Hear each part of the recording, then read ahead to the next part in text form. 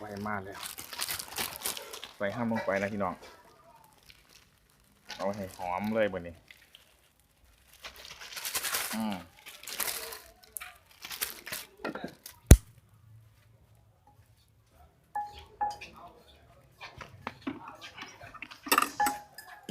หัวไป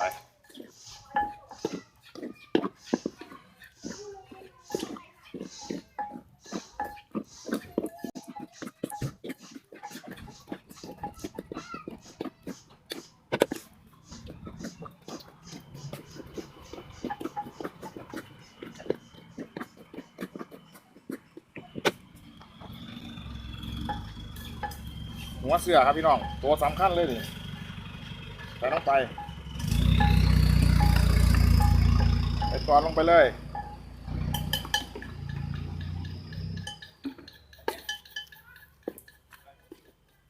บอกที่ไปเด้อผมไปเบิ้งเบรกครับเดี๋ยวมาดูใส่นอก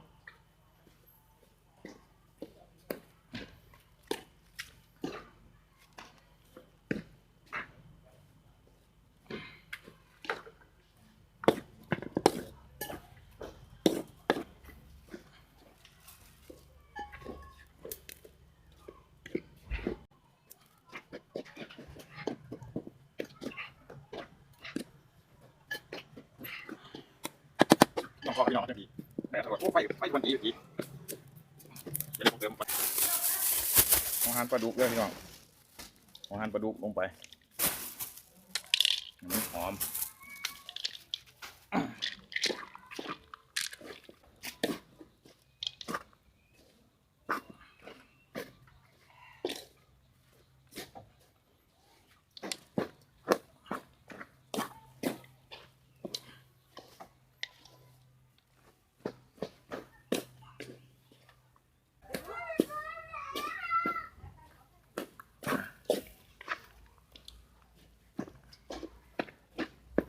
ไปแล้วบอก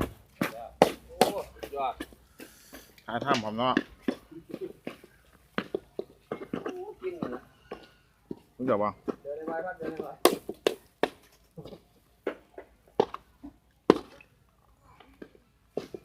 หอมคู่อ่ะให้มันไหม้ไปเลย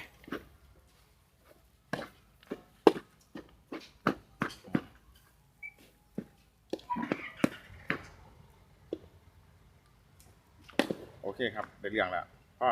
ลักษณะนี่ถามว่าพ่อประมาณทำนี่กันการแล้วนะก็จะหอมนะครับ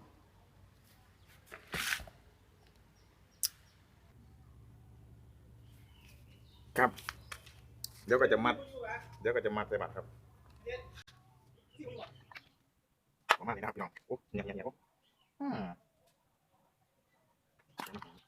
ประมาณนี้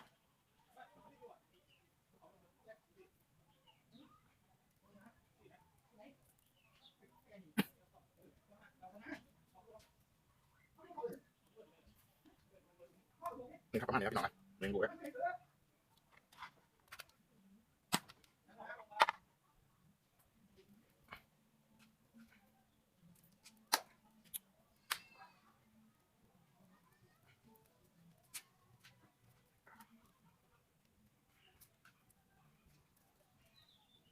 2 ไข่ครับพี่น้อง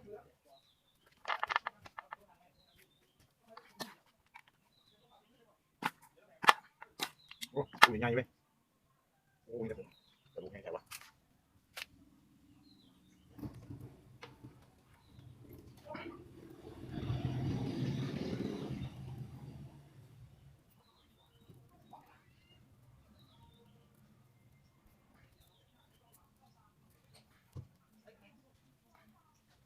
3 หลังครับ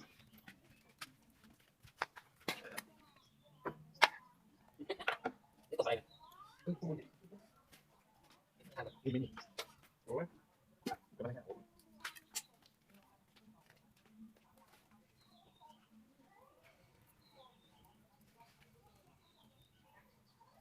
4 บอมครับนี่เอาคนนี้ป่ะเดี๋ยวนี่ก็เป็นมือใหม่นะครับ4 หลังเฮานี่กับอุปกรณ์เฮาเตรียมอุปกรณ์ป่ะ